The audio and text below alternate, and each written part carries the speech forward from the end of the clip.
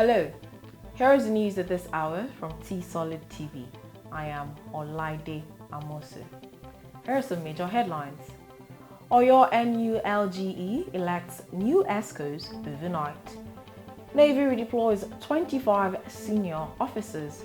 On the foreign scene, Kenya orders probe of coronavirus-linked procurements and payments. Barcelona's VIDAL joins Inter for €1 million. Now the news in details.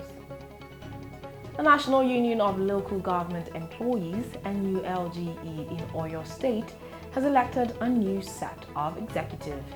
The election of the new executive, which was held overnight, was held with disregard to a court injunction that the conduct of the election should be put on hold. A restraining order against the conduct of the Congress and election of the association was issued by Justice NCS Ogbanya at the sitting of the National Industrial Court in Lagos. The order was issued based on a case filed by Comrade Hakeem Ojo Oyewo over his unlawful and unexplained exclusion as a candidate for the office of the state president in the election. It was however reported that in the Congress held overnight, Comrade Ayobami Olusegun Adeogun was elected as the new chairman of the NULGE in Oyo State. Oyo State government is said to have begun oral interview for 7,000 applicants who scored 50% and above in the computer-based test conducted by the state's Teaching Service Commission, TESCOM, yesterday. The chairman of TESCOM, Pastor Akinade Alamu, who briefed reporters on the sidelines of the interview sessions, said that successful candidates would receive their letters before the end of November. In a statement by the Chief Press Secretary to Governor Seyi Makinde, Mr. Taiwo Adisa quoted Alamu as saying that applicants will only be employed based on merit and competence. Alamu, who said the exercise started about 7 months ago before the outbreak of COVID-19, following an approval given by Governor Seyi Makinde to recruit teachers, added that teaching and non-teaching workers would be recruited into the service of the state. The Nigerian Navy has redeployed 11 rear admirals and 14 commodores in a statement by the Director of Naval Information, Commodore Suleiman Dahun. It acknowledged the Chief of Naval Staff, Vice Admiral Ibok Ete Ibas, approved the new postings. It was reported that the new Chief of Policy and Plans at the Naval Headquarters is Rear Admiral Matthew Emukwere, who before was the Headquarters Chief of Naval Transformation. Rear Admiral Tanko Dakwat, formerly the Chief of Naval Safety and Standards at Naval Headquarters, has been reappointed to Naval Headquarters as Chief of Administration. Also, the former Director of Plans at the Naval Headquarters, Rear Admiral Christian Ezekobi, is now reported to be the new Chief of Naval Transformation at Naval Headquarters, while Rear Admiral Kamaruddin Lawal, who was the Director of Research and Development at Naval Headquarters, has been reappointed to Naval Headquarters as Chief of Naval Safety and Standards, amongst others. The federal government has said its crude oil sales revenue, which plunged by 74.89% in July, is to a record low of $55.29 million. The NNPC's latest data on the federal government's export lifting showed that its crude oil sales proceeds stood at $219.58 million in June, up from $120.50 million in May.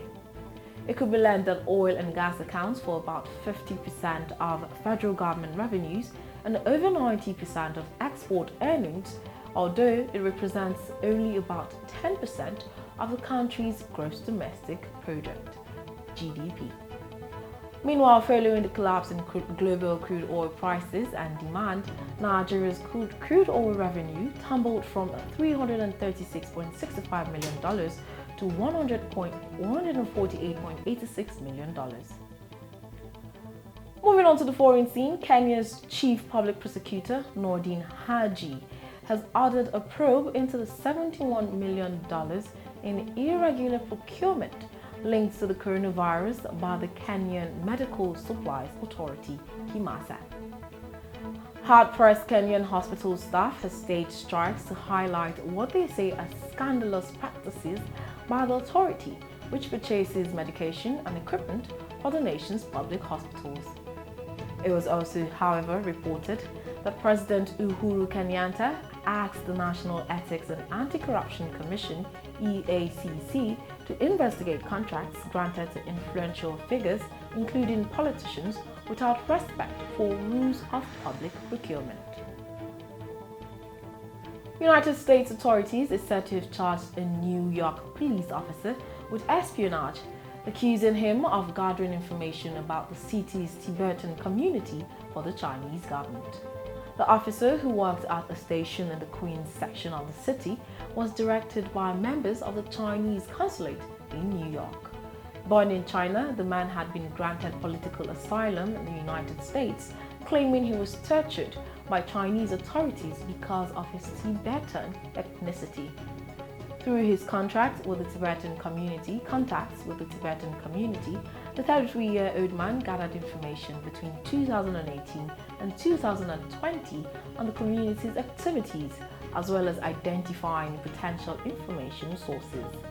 According to a statement, the man, who is also an officer in the United States Army Reserve, allowed members of the Chinese consulate to attend events organized by the New York Police Department, with reports that the Chinese authorities allegedly paid him tens of thousands of dollars for his service.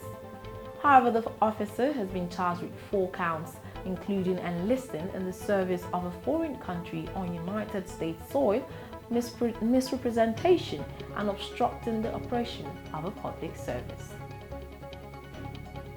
Moving on to the exciting world of sports, Inter Milan has announced that they have completed a deal to sign Arturo Vidal from Barcelona for €1 million today.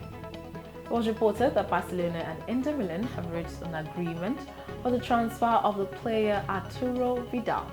The Italian team will pay for FC Barcelona €1 million in variables. The 33-year-old was seen as expendable by the club after their dreadful end to last season, with Barca's president, Josep Maria Bartomeu, admitting players would have to leave before new ones could come in. However, Vidal will be reunited with Antonio Conte at Inter, the coach he played for at Juventus between 2011 and 2015, before joining Bayern Munich and then Barca. Ghanaian President Nana Akufo-Addo has announced the return of professional football as part of loosening COVID-19 restrictions in the country following a fall in the number of the virus cases. The president, in a televised address, said the loosening of restrictions means training in contact sports can resume, while Premier League and Division 1 football will resume on October 30th. He added that players and support staff will be regularly tested, as wearing of masks will remain mandatory until December 14th. No spectators would be allowed at the training centres, and when actual competition resumes, seating at all stadia will be limited to 25% capacity to ensure social distancing, the president said. Meanwhile, the resumption of other sports will be discussed on a case-by-case basis between the sports ministries and the federations concerned. With that, we've come to the end of the news. A recap of the headlines. Oyo NULGE elects new EXCOS overnight. Navy redeploys 25 senior officers. On the foreign scene, Kenya orders probe of coronavirus-linked procurements and payments. In world of sports, Barcelona's Vidal joins Inter for €1 million. Please do not forget to always adhere to COVID-19 safety measures. The news was compiled by Mobola Badekele. I am Olaide Amosi. Good day and thank you for watching.